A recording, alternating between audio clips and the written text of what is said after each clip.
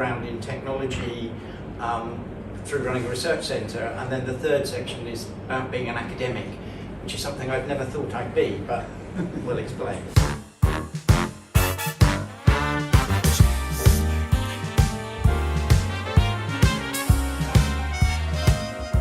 Basically, to us, 3D rapid prototyping is actually another form of printing technology.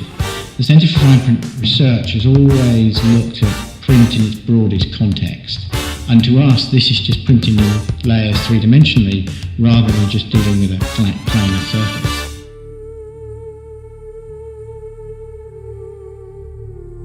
I got terribly interested in kites and started making kites, and two books really informed me.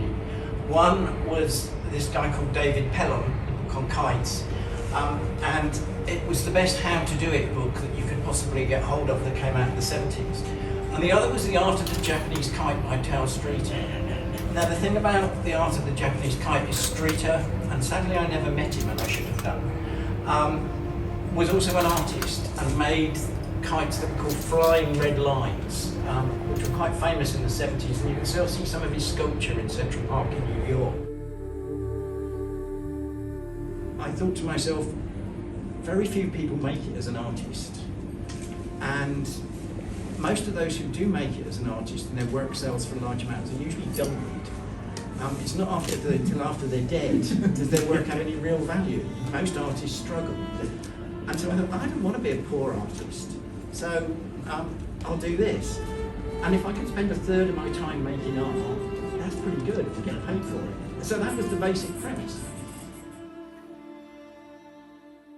I built a model aeroplane that had wings that did this, called gull wings, okay, called a mini mower, and it's a famous, I spent 4 months making this, and we took it to a field and it went up, and then it disappeared. And I never saw it again. For us, there are two fundamentals about working with artists. One is actually that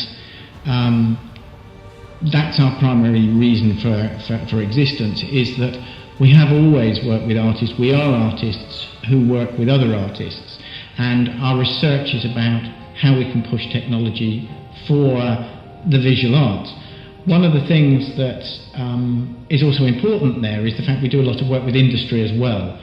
And Artists for Industry, for us and industry, are a test bed. We can actually do things with artists that industry wouldn't think to do and push the parameters of the technology.